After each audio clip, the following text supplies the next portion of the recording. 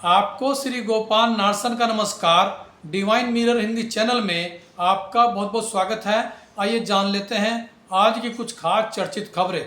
जैसा कि आप देख रहे थे, ब्रह्मा कुमारीज मुख्यालय आबू रोड के शांति वन में आंतरिक जागृति से आत्म सशक्तिकरण विषयक सुरक्षा प्रभाग के रजत जयंती कार्यक्रम में केंद्रीय गृह मंत्री अमित शाह ने कहा कि उन्हें ब्रह्मा कुमारीज परिसर में अद्भुत शांति का अनुभव हो रहा है, जो ब्रह्मा कुमारीज के त्याग तपस्या से उत्पन्न तेज से शांति का वातावरण हम सबको लुभा रहा है। इससे पूर्व ब्रह्मा कुमारीज बहनों व भाइयों ने उनका जोरदार स्वागत किया। इस अवसर पर राजस्थान के मुख्यमंत्री भजनलाल शर्मा भी मौजूद रहे। हाईकोर्ट के जज यशवंत वर्मा के घर से मिली भारी नकदी मामले में अभी तक एफआईआर दर्ज न होने पर उपराष्ट्रपति जगदीप धनखड़ ने कड़ी नाराजगी व्यक्त की है। उन्होंने कहा कि अगर यह घटना किसी आम आदमी के साथ हुई होती तो रॉकेट की गति से मुकदमा दर्ज हो गया होता। आगरा में बारातियों का द्वारा तेज आवाज में डीजे बजाने पर गुस्साए कुछ लोगों ने बारात पर हमला कर दूल्हे को घोड़ी से गिरा दिया। इस घटना में 4 लोग घायल हुए हैं। यह घटना सलेसर गांव की है। पुलिस मामले की जांच कर रही है।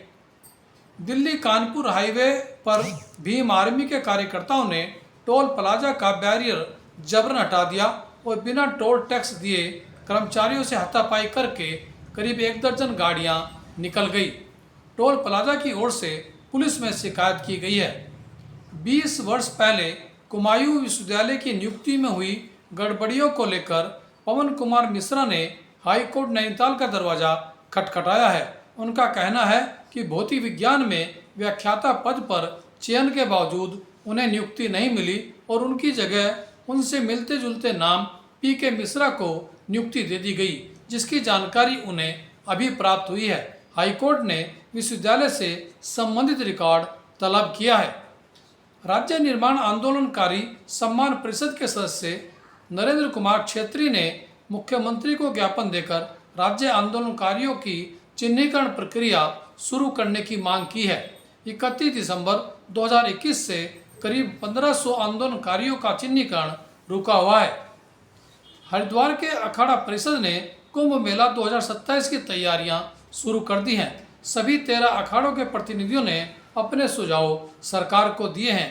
अखाड़ों ने 2027 के अर्धकुंभ को पूर्ण कुंभ के रूप में आयोजित करने का मंशा भी व्यक्त की है।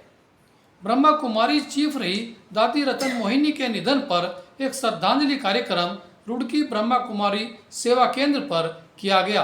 केंद्र प्रभारी बीके गीता दीदी व बीके दीपिका ने कई गुणों के साथ जहां दादी रतन मोहिनी को एक महान राजयोगिनी व तपस्विनी बताया, वहीं अन्य वक्ताओं ने उनसे जुड़े संस्मरण भी सुनाए। इसी कार्यक्रम की देखिए इसी बुलेटिन के बाद खास झलकियां।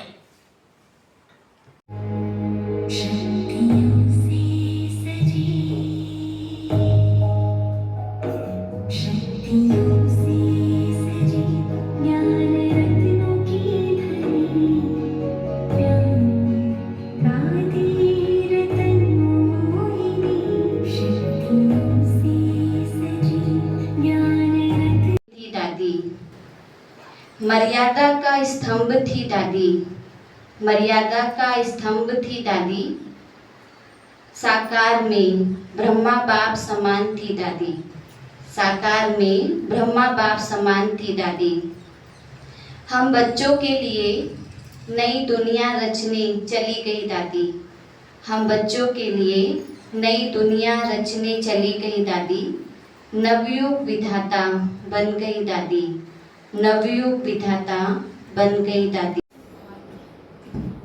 12-13 वर्ष हुए मुझे बाबा के घर में आए हुए, लेकिन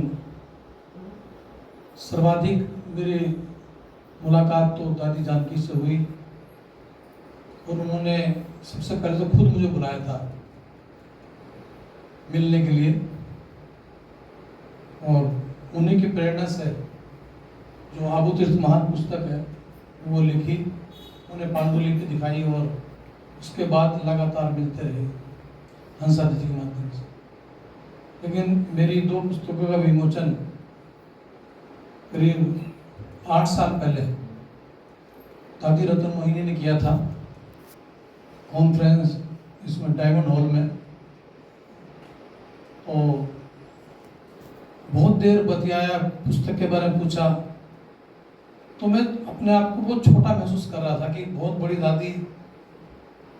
तो मुझे बोली, नहीं ऐसे क्यों दूर कहते हो, यहाँ आओ और आपको बहुत आगे जाना है, तो ऐसे थोड़ा ही अगर मुझसे दूर रहोगे तो सीखोगे क्या। और मैं चाहती हूँ कि आप इस तरह से आगे और काम करते रहें। तो उसके बाद कई अवसरों सोचा, पूछा, दादी आपका ऑपरेशन हुआ है और आपको क्या आवश्यकता थी अभी भी क्लास में आकर के बैठने की।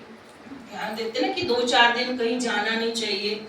आप अपने रूम में बैठ के भी मुरली सुन लेते थे, कोई बड़ा नहीं सुना रहा था, बाबा थोड़ी सुना रहा था, आपसे छोटी ही बहन सुना रही थी, वहां सुन लेते, है ना। ठीक तो है ना, बात सुन सकते थे ना, है नहीं।